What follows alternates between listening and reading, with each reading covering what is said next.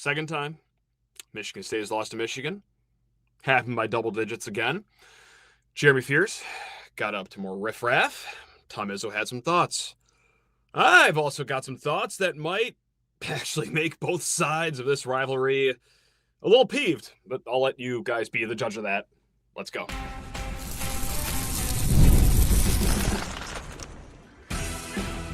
You are Locked On Spartans, your daily podcast on the Michigan State Spartans, part of the Locked On Podcast Network, your team every day. Tonight's episode of Locked On Spartans is brought to you by Mazda. We put that same drive into every detail. Wins define the moment, putting in the work that defines you. Stay tuned for highlights in this week's Moving the Game Forward. There's more to a Mazda because there's more to you. Spartan friends, Spartan family, Locked On Spartans listeners, and let's give a shout out to Michigan fans too. Why not? We're all just one big smiling family tonight right here on the YouTube live show. Or if you're listening to the podcast, hey, thanks a lot, guys. No matter how you're viewing or listening to this, really, really appreciate you guys. And thanks a lot for making Locked On Spartans part of the #1 ranked Locked On Podcast Network. Please rate, review, subscribe, comment below just your thoughts on the game. I'm not even going to have a pointed question here. Let's just fight in the comments for me below. That'd be great. The algorithm would appreciate that. But let's get into it, guys, because we're going to get into it all. We'll get into the kerfuffle with Fears, Adai Mara, Trey McKinney, Tom Izzo had some quotes. We'll save all that fun, sexy stuff, the salacious stuff, like the dirty play stuff, for segment 2. Maybe segment 3 too, but we're actually going to mix it up. We're going to talk about the actual game that happened here in the first segment, and it came to the tune of 90-80. Now, Tom Izzo did say in the post-game press conference, he said a lot, actually, but he did say that he was proud of his team. He was proud of how they played. I largely agree with him because, first and foremost, let me just upset you all right now. If you're looking to see me melt down about tonight's game, I actually don't think I could bring myself up to do it. Now, if you're a Michigan fan that likes seeing that from me, I'm sorry. If you're a Michigan State fan that wants validation about the anger you're feeling tonight, I also apologize for that too. But truly, and I don't do this after every MSU loss. Like, I think my body of work shows that I will melt down when the time comes. But man, oh man, I got to say, I actually like a little bit what I saw from Michigan State tonight despite the loss. But that's not what we start the show with. We will start with the bad here. Okay, because, well, yeah, that'd be a little disingenuous to start talking about all the great things that happened in a double-digit loss, but here we go. Here's the bad. And when I want to circle or bold or italicize whatever it is that goes on top of the list here of all the things that went bad today, what is the headliner? I actually got to go back a few games here because this isn't a one-off moment, right? And this is a power outage on offense that Michigan State had. Now, this one, of course, came in the second half. They're up 61-57, and you're kind of feeling it, right? Like, oh my God, are they actually going to win? Are they going to hand Michigan their second conference loss? Lordy, things are looking good right now. And then, well, of course, you give up an 11-0 run. And that includes a nearly 5-minute power outage on offense when you are going from pretty much a 13-minute mark to almost the 8-minute mark with no points. And this is a theme that has been happening, well, recently, if not even further than recently. But let's just talk about the small sample size right here because, well, yeah, they had a power outage like this against Ohio State when they snuck away with the victory at home. They had a power outage late in the game in that great road win against Purdue, might I add. But they also had 4 points in the last 4 minutes combined, and that got to pucker time there at the end. Indiana, after starting the game so hot for the first 36 minutes, yeah, surprise, there was a lull for 5 minutes there at the end. Now, was that game ever in danger? No, but it was another example of, hey, Michigan State's offense, they can have these 4-5-minute spurts where they are just begging for anyone to throw the ball at the bottom of the net, and it doesn't happen. Now, look, they got away with it in Ohio State, Purdue, Indiana, but here is a shining example of when we've done those post-game shows, because we have talked about those concerns even in a win, that, yeah, you can't do that in March against, like, good teams. Let's say you run into a 10 seed in the second round, or, you're playing against a spicy 3 seed in the Sweet 16. You certainly also can't do it against a team that's a bona fide 1 seed like Michigan is. And you saw it right there today. Now, of course, giving up an 11-0 run, that's a twofold issue, right? That's offense going stale. That's defense letting the other team get out and playing their game as well. So, look, Izzo said it after the game. We saw it with our eyeballs. They had, and when I say they, the Wolverines had two moments where they were just racking up offensive rebound after offensive rebound, and they scored twice on offensive rebounds during that run. Doesn't seem like a lot, but that was truly the game. Now, of course, a lot of people have pointed to Denim Wojcik entering the game just for a fleeting moment, but man, things started to go off the rails. And if you've listened to Lockdown Spartans in the last few weeks, you know that I agree with that. That is a massive, massive flaw with this team and outright bizarre decision-making from this coaching staff. A coaching staff that I love more than most family members in my life. This isn't a Slander Izzo episode, but we'll get to the Wojcik conversation later on here. Guys, you gave up 6 second chance points in the second half. Doesn't seem like much, but Michigan State, of course, against such a great front court like Michigan, you didn't get many in the second half. I believe it was just 2 second chance points in the second half. You didn't get a lot from Kohler and Jordan Scott in this game. They had a combined 4 of 15 shooting. Now, maybe this is where I'm starting to lose my fastball. Maybe I'm starting to lose my edge. The old Matt maybe would have turned red in the face, demanded both these kids transfer to Duquesne or IUPUI, if that's even the name of the school anymore. But I think that a small sample size of one game, you know what? Call me crazy. I'm not going to say Kohler and Jordan Scott are bums. I think the body of work speaks a little larger than what happened today. Now, the bench, this will be a concern going into March Madness here. How much can the bench actually give you? Now, when we say the bench, we, of course, at this point primarily mean Cam Ward, Kerr Tang. Cam Ward, I love the kid. He's awesome. High effort. He also loves to foul. And we saw that in spades today. Now, you just got 8 points from all your bench players. Of course, all of them from Kerr Tang. You already know you're going to get nothing from Denim Wojcik. We saw McCulloch come into the game early here, and I think that was because, well, we had some early foul issues going on. But, yeah, the bench is going to be not even like a sneaky underlying factor in March. No, that's going to be one of the keys of the game going into whether it's 2 more games, or let's see if I can do the math here, 9 more games left for our Michigan State Spartans. Now, of course, along with the other bad things that happened, yes, we had some Jeremy Fears nonsense. We will get to that later, of course. Don't think we're not just going to walk by that graveyard. No. This is a little podcasting trick. Stay for the second segment that we can talk about the Jeremy Fears stuff with. And then also, well, the icing on that cake is not just Michigan wins. We lose for the second time this year, but man, oh man, the cherry plopped on top of that turd cake was, Yaxel just won the Big Ten Player of the Year. Now, Jeremy Fears, he played solid too, but that's not, I doubt it's going to be enough for our guy Jeremy Fears to win Player of the Year, especially when you add in, well, what he had to show everyone in the first half of that game. Again, more on that later. Now, before we get into a break here, I do want to talk about the good here, right? Maybe, and if you're a Michigan State fan, you might not want to hear it. I understand. It might seem a little disingenuous. It might seem like I'm just trying to blow sunshine up your butt, but I truly mean this when I say, like, I actually leave this game feeling like this team is more ready for March than I already was going into this game here. I harken back to 2015, and don't look at a calendar because that was 11 years ago. My goodness gracious, a whole lifetime has come and gone since that happened, but MSU had a Big Ten tournament championship game against Wisconsin, and they just had a fine regular season. They got into the tournament, played really well, and they played against a awesome Wisconsin team so close in that tournament championship game where I left that game feeling like, sounds weird, I feel like this team is peaking now, though. Based on the last week of work, and arrest me for excusing the end of that Rutgers game, which should have been a 13-point victory, got really wonky, but the last week of work here at Purdue, at Indiana, and even against a, guys, I don't like to say it, you don't like to hear it, an incredible Michigan team, I kind of side with Tom Izzo here.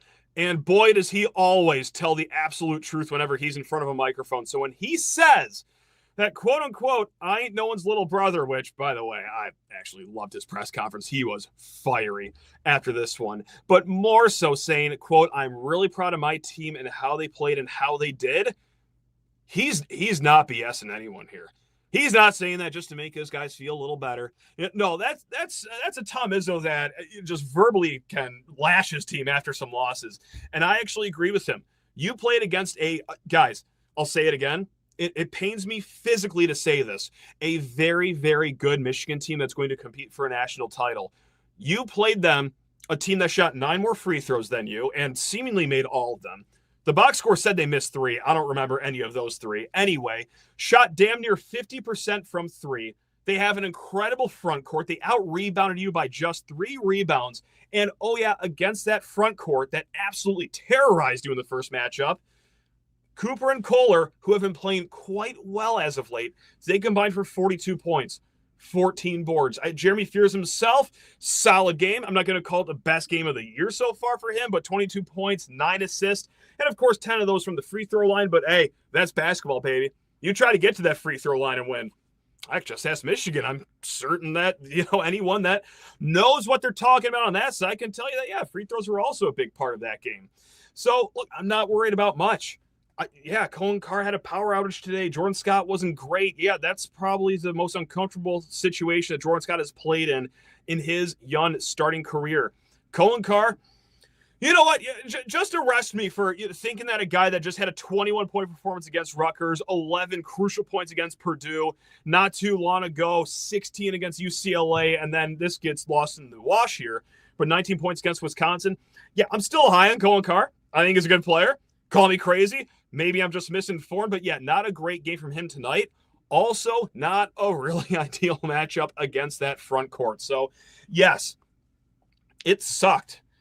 Like, do not take the last 5 minutes when I'm talking about things that happened that were on the good side and let you think that, oh, I'm just going to go to bed peacefully tonight. No, it's very annoying to lose to that team. That sucks. It does. It does. But, man, if I could just put on my objective hat here. Actually, I literally do have a hat. Just a locked-on hat, just a plain black hat. I would tell you that Michigan State, okay, against all odds, look better against Michigan than most teams do. If that's just defeated with dignity talk, so be it. But as we are throttling ourselves into March, I like the state of this team. I like how they're looking. I also like how the Big Ten tournament bracket's looking. We'll get into that in a little bit. Let's get to that salacious stuff first. The Jeremy Fears foul. That's right. We got a Mara just, building his rap sheet too. This is great. This is what the rivalry is all about here. But first, guys, before we get into any of that, I need to talk your ears off about 5-hour energy because, yeah, guys, with the late night tips coming up, especially next Friday. Hey, if 9:30 is a little too late of a tip-off time for you, go ahead and dabble in 5-hour energy. And before you do that, well, let's get into the 5-hour energy flavor draft with 18 different flavors to choose from, including new options like Confetti Craze, Fruity Rainbow, Cotton Candy. Guys, there's something new for everyone. The board is set. The flavors are ready, and I've got my number 1 pick for the 5-hour energy flavor draft. It's great. Like, you guys already know this if you've listened to this show before, or if you're new. First of all, welcome. Hello. I like grape because, yeah, back in the day, grape Skittles, that was it right there. Grape Airheads, yeah, just keep on shoveling those into my mouth.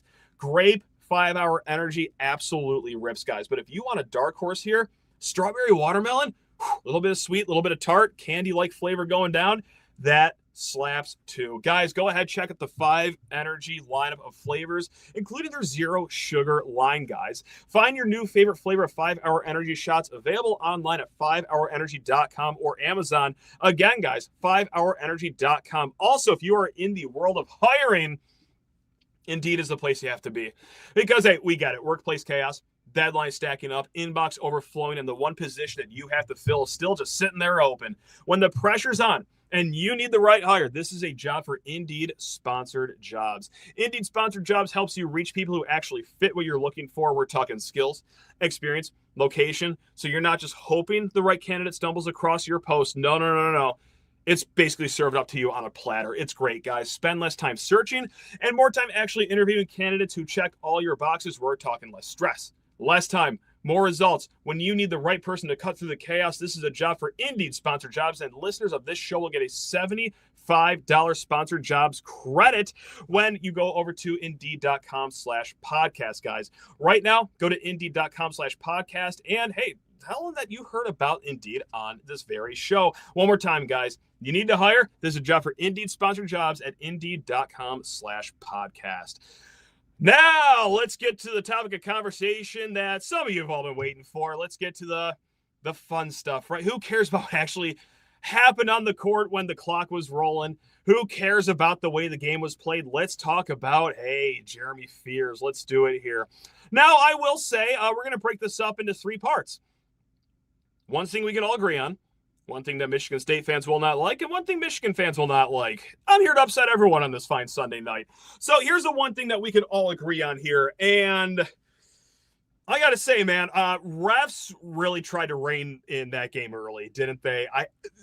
I think they knew the assignment. They knew what game they were officiating. They knew it was going to be chippy. So when there are, 11 fouls called before 6 minutes even run off the clock, that was like the substitute teacher back in high school coming in and saying, all right, I've heard about you guys. I'm not letting any nonsense happen. And they just have students' names written on the board before the bell even rings to start class. That still didn't stop anything from happening, though. Of course, Michigan gets into the bonus at the under 12 timeout. You just all the key players here were playing all the hits. The 3 guys with the biggest clouds of controversy around them, they all got ticketed for speeding here. Jeremy Fears, once again with that back heel, we got to tone that down. Now Adai-Mar and Trey McKinney, they don't get montages on CBS or Fox, but if you just watch the games, rewind them for yourself, or mosey on over to Twitter after some games, you will know that Adai-Mar, one of the dirtiest players in the Big Ten. Now, I'm not a sitting Big Ten coach. I'm just seen as a salty little rival fan. But truly, if you actually watch the games, and I know I'm asking a lot from some people in a certain fan base, you would notice that guy plays a nasty brand of basketball. Trey McKinney, too. Even going back to his high school days, if you want to search hashtag McKinney Files on Twitter, you would know that, he plays with a little bit of an edge, too. But all 3 of them cash that parlay slip with all of them being dirty. Now, not just to deflect everything, I went on the other side of the court, but let's look inward. So let's get to the portion here where I'm going to upset Michigan State fans. Or maybe you're like me and you finally, have realized that, okay, we got to tone it down here a little bit, Jeremy, because I'm watching the game. And I'm with some of my favorite people in the world to watch basketball games with. I'm with my dad, who is a dyed-in-the-wool Michigan State fan. And I'm with my brother. Especially in this environment when we are watching Michigan State play Michigan, the length of leash that we have for shenanigans for Jeremy Fears in this household, like Pyongyang levels of just group think in that house that it couldn't have been that bad. No matter what we see on replay, Jeremy Fears is going to be okay. And then that happens. It's inexcusable.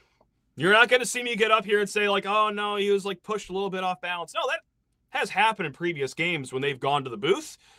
Think the Illinois game, think the Ohio State game. It's all good. And here I am thinking that, okay, a few weeks have gone by ever since that little week where he had the incident against Michigan and then Minnesota. We're all good in the hood now.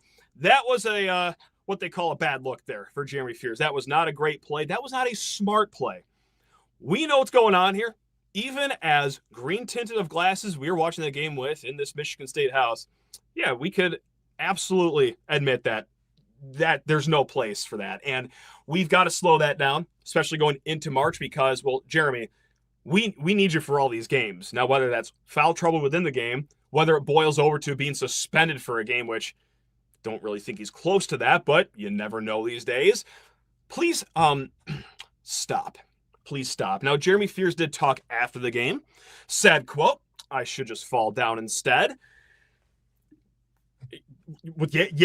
Yes, I would fall down. Whether he's, trying to say that he's trying to catch his balance doing the donkey kick like that, I'm not sure. But yeah, fall down because you'd probably get a foul called in the other way. Actually, it's probably very advantageous to do something like that. So now that's the part Michigan State fans won't like. And I know I just shocked a few people out there that, I'm actually talking honestly about my own players, a very foreign concept to some fan bases out there. So let's get to that other fan base too, because Michigan fans are not going to like this here. And, well, it's actually going to start with a Tom Izzo quote. I'll let the Hall of Fame coach speak before I do. He said, quote, about the Jeremy Fears foul, "I'm sick of it being one-sided. That's what upset me about the first time. Fears will get his lunch from me." Now, listen to that again. Fears will get his lunch from me. I wonder if some of their guys will get their lunch from what happened in the first game that didn't get public. Now, of course, every Michigan fan out there and every national fan that loves the salacious Jeremy Fears stuff just sees that as Izzo skirting blame. Just saying, oh, well, Jeremy Fears is the reason for all this. Why is he excusing it? Right here, Fears will get his lunch from me. Now, it's been some time, but I have been inside the walls of some practices at Michigan State. Not going to claim I've ever been in meeting rooms, but based on what I know what happens behind closed doors, yeah, I think a conversation will happen. You actually saw some of the conversation on camera after Fears was talking to the ref, and Izzo got into him a little bit. So, yeah, Fears will get his share of a lashing from Izzo, as he should. But what Izzo's saying isn't wrong. And I know this upsets a lot of people because, look, Mara, incredibly dirty player. You don't believe me? Well, there was 2 flagrants in this game on him. Go ahead and look at any other game that he's played so far this season. McKinney mixing it up a little bit there. Mara's way worse than McKinney. But anyway, do either of those guys have a montage ready to roll on CBS, Fox, ESPN, True TV, whatever it is? No, of course not. But there is certainly a minute's worth of plays for Mara that you can roll out there. But none of those guys have opposing coaches crying about it 3 days after a game the same way Dusty May did in the first matchup. And I know this comes off as sour grapes, but really, has it happened to your guys? Has it happened to any other players in college basketball so far this year? Yeah, Jeremy Fears should absolutely be getting blamed for his own actions. We just did it 3 minutes ago on this show. Izzo has done it. He's getting called for these flagrants. He is getting punished. But why aren't any other players the subject of questions from Tracy Wolfson to their respective head coach, which, by the way, love Tracy going into that game on Twitter saying, hey, I've never called a game at Chrysler Center. This is a fun new thing for me. Yeah, you graduated from the University of Michigan. Let's not act like we're going into this non-biased. Like, come on. I'm sorry to do this on International Women's Day. Happy International Women's Day, everyone. But please, stop the farce, Tracy. All right, you couldn't wait to get that question up to Tom Izzo about Jeremy Fears. Now, meanwhile, we got Mara pushing Cooper in the back. We got him trying to grab Fears' neck on a fast break. No questions on our end, though. But I'm non-biased. It's my first time in Chrysler. I got no skin in the game. Yeah, okay, whatever. Izzo's right. Like, Fears does get picked on. Is most of it for him to blame? Yeah, absolutely. But he's not the only player out there. Shocker. I know. So now that I've upset both sides of the fan base here, I've upset my own Michigan State Spartan fan base by saying that, yeah, probably Fears should probably cut that out.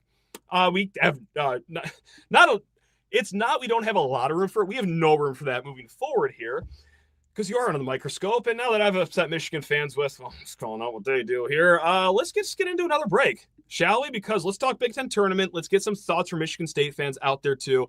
But first, need to talk everyone's ears off about Mazda, because this is Mazda's moving the game forward here. For those that show there's more to the score than what's on the screen, these remind us of what it really takes to raise the bar. It's that extra work off the court, dialing in every detail, giving it that extra fire, that grin that I never quit.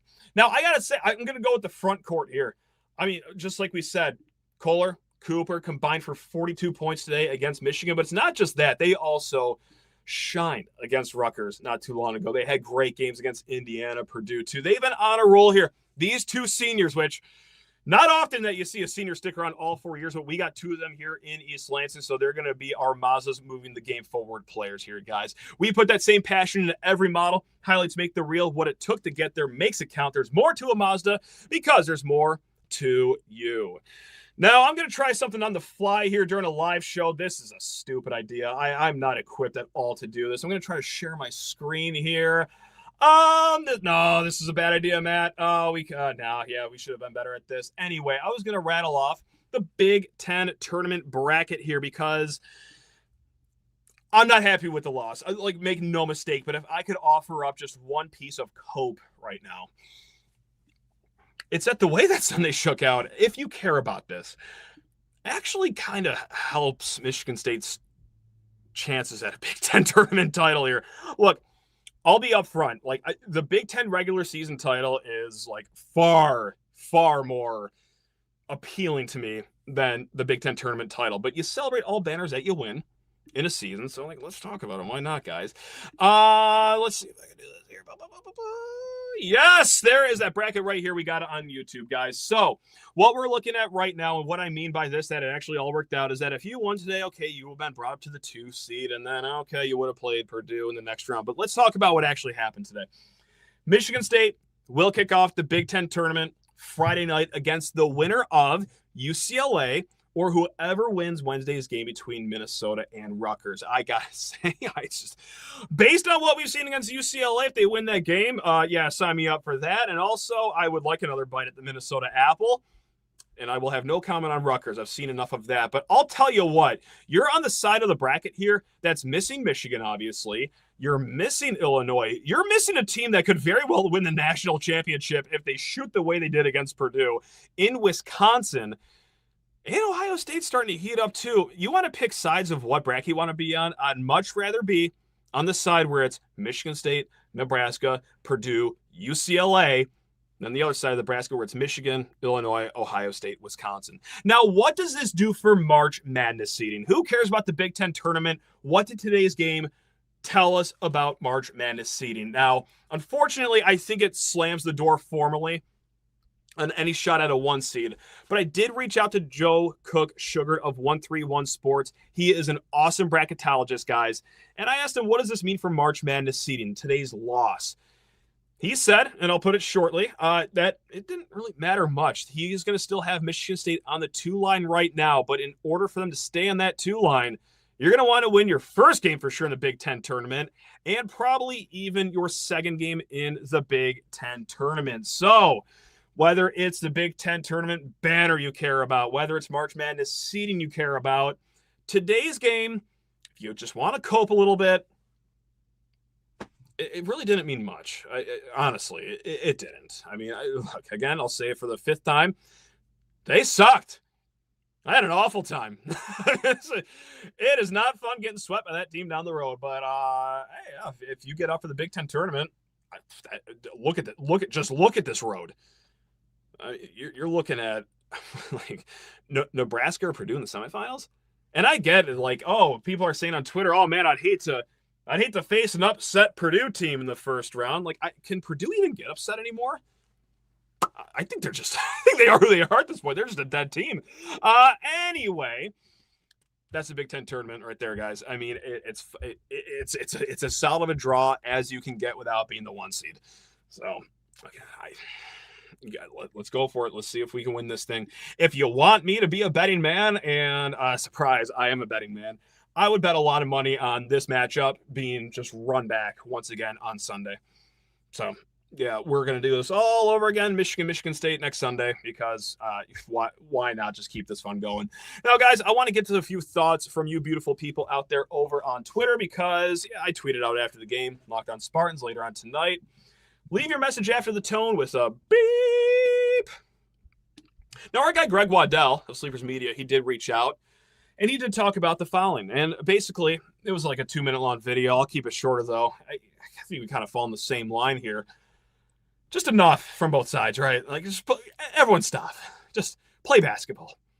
It doesn't have to be like this. All right?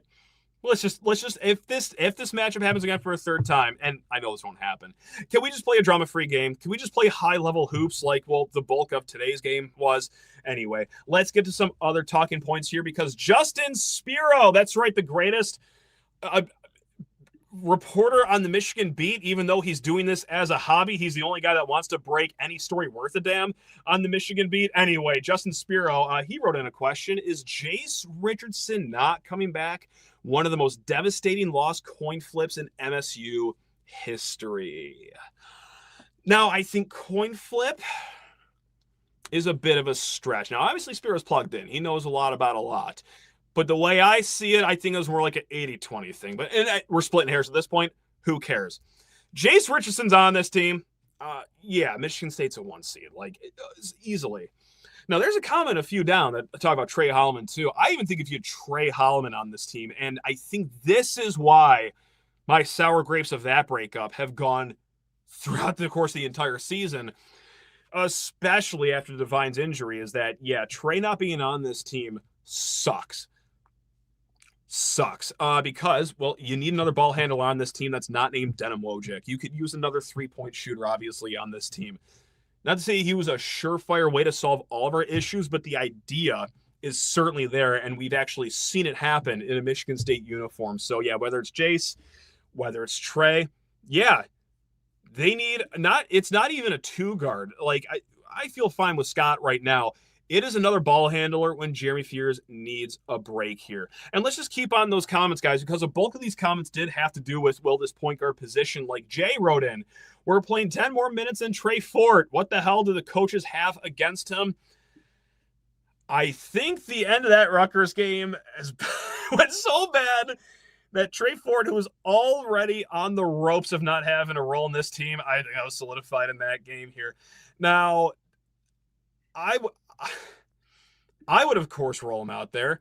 Like, I've been crying for this, basically. I've been borderline hysterical about getting Trey Ford out there for some point guard minutes because we've seen what it is like with the other option of Denim Wojcik. I mean, so, like, when Connor Cook, I'm sorry, the handle is not Connor Cook 18, writes in, why does Izzo not utilize Ford at the backup one spot?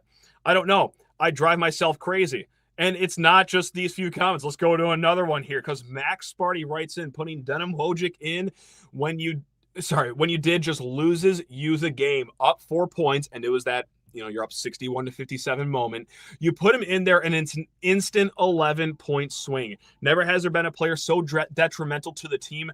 Fears either needs 40 minutes a game or Nick Sanders has to get some touches. I know that we have done this bit so many times here, but as long as they keep playing Denim Wojcik, I will continue to do this bit. I do want credit, though, for waiting 32 minutes into the episode to start verbally lashing out against Denim Wojcik instead of just doing it right off the top of the show. Now, before I go any further, it's not Denim himself. It's not his fault. He's not the one taking the warm-ups off, going to the scores table, checking himself in. He's trying his best out there. No, this is an indictment on the coaching staff. A coaching staff that, I'll say again, I love. They've brought me some of my best moments. I think Izzo has still got it. It's been another great season, and there is still more to come. But holy hell, I can't, as smart as these guys are collectively, like putting Denim Wojcik into any game at this point of the season almost erases all the goodwill that they have built themselves in this year. Because, guys, it's not just me just lashing out for no reason whatsoever. There are numbers you can attribute to how horrible that he has been on the court at Michigan State. There's a stat called turnover percentage. What percentage of the time on the court are you turning the ball over? Denim Wojcik, for players that have played at least 10% of the minutes on the court, so like just a marginal role on a team, it's the highest turnover margin in the Big Ten. It's the second highest turnover margin, period, according to BartTorvik.com. The second highest turnover margin, period, in the Big Ten Conference since that guy ate the bat in Wuhan. Since COVID started, he has the second highest turnover percentage amongst anyone that has played Big Ten basketball. He is detrimental. When you say detrimental, that is not overselling it. He has nuked this team in some spots. And against all odds, he is even worse defensively than he is on offense. I hate to skewer the kid. I'm sure he's a great fella. I'm sure, like, if I ever met him face to face, first of all, he'd punch me right in the throat for everything I've said. But I'll be damned, I'm sure he's a great kid. There's another stat out there, too. Now we're getting into the weeds. I'm going to lose a lot of you guys right here. It's a stat called Porpagatu. Now, that sounds like I just made something up right there, right? It is very similar to WAR in baseball. It is how many points are you contributing to your team above a replacement level player, right, guys? So, like in WAR, oh, hey, this pitcher is worth like 4 more wins per season. You might get the point. Maybe you don't. You might get the point. Denim Wojcik's Porpagatu rating is minus 0.2. Minus 0.2. Since they started tracking this stat in 2008, there's only been 2 Michigan State players that have been below 0. It's Tum Nairn in his freshman year, and it's Denim Wojcik right now. Again, not the kid's fault that he is on the court. He is not the one running onto the court just against the will of anyone else. No, the coaches are doing this. The coaches built a roster where you were 1 injury away from having Denim Wojcik be your backup point guard. But yeah, when we're saying that you can't in tournament time float with him for even 2-3 minutes because he is that horrendous on both sides of the court, it's not over-exaggerating. We've seen it almost every single game ever since we've been really harping on it since the beginning of February. No. Get Trey Ford out there. I don't care how bad he is on defense. He at least offers offense. He won't cough the ball up 1/3 of the time he's holding on to the ball. Give Jordan Scott some run at the point guard position. I don't care what you got to do when Jeremy Fears needs a break. Figure it out. Go to some frat houses, knock on some doors, host some tryouts this week. I don't care what it is, because it's got to look better than that, because like I said, it's almost impossible for it to not look better than that. It is a minus poor got to rating. And again, not to make some weird analytics that end all be all, but if you've got 1 functioning eyeball, maybe even 2 if you're blessed, you've seen the same thing I've seen. He can switch a game just by being in there. And not for the right reason. Now, Torres Muse wrote in to me. Now, this gets away from the Denim Wojcik stuff. To me, there's one issue bigger than the rest for us: perimeter closeouts. 25% of possessions are a late closeout leading to a swish 3. Happened a lot today and can't happen again. These good teams shoot 40% plus from 3, and we got to accept that. I think now Michigan State has been blitzed here and there from three-point land. Today was obviously the latest episode. I think that's a little bit matchup dependent here, and I think the Purdue game was also similar to where Purdue almost shot 50% as well. But man, their bigs will kill you. So let's get a dig in there. Let's get a double in there, and if they want to pop it out, we're going to try our best to close out here, and if they make it, well, good on them. I think that was just a strategy going into today's game.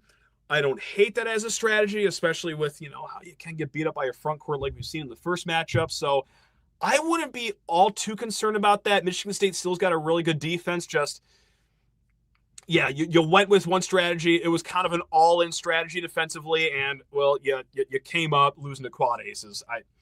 It is what it is sometimes. I mean, when you play a team that good, there's a lot of ways they can beat you. You wanted their three-point ball to be the way they can beat you, because if there's any weakness, I guess, it's going to be that. Nah. Now we got another one here. And I kind of just went off a little earlier on this show, but Anderson wrote in, Cohen Carr is useless. I just heavily disagree with that. Obviously not the matchup for him in today's game. It wasn't the matchup for him in this game the last time these two teams met.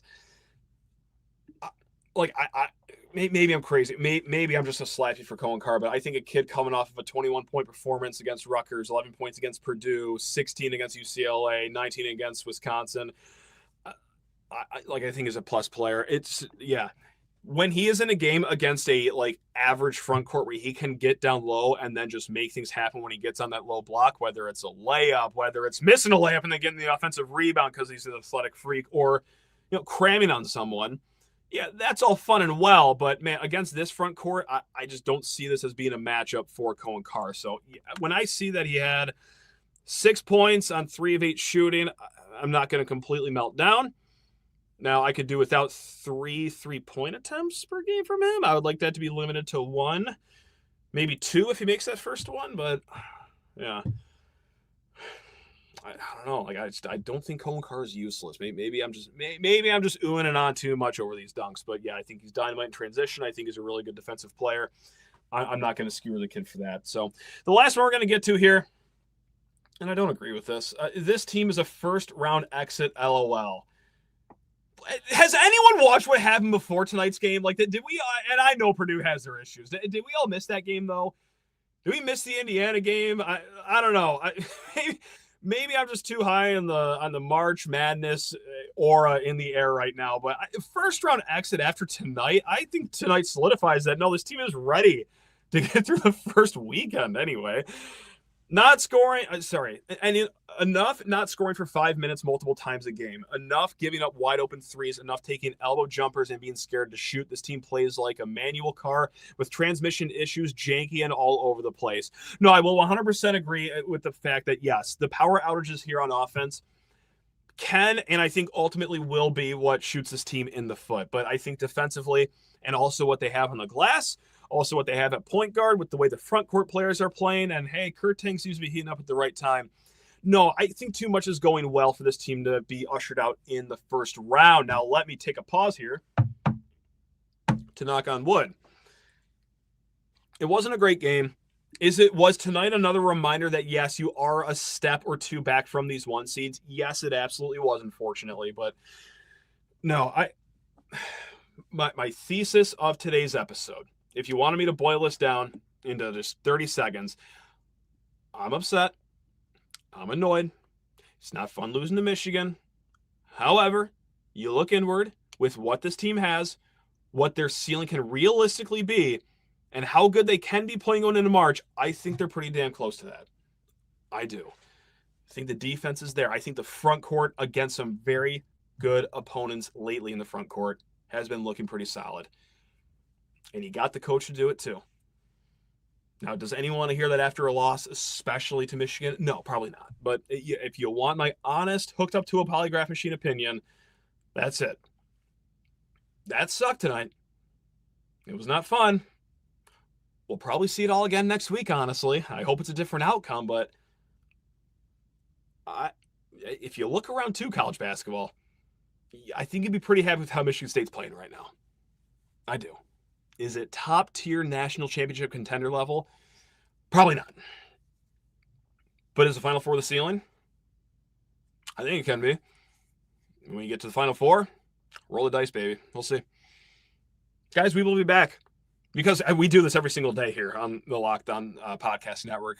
Locked On Spartans to be specific. So, guys, thanks a lot for tuning in.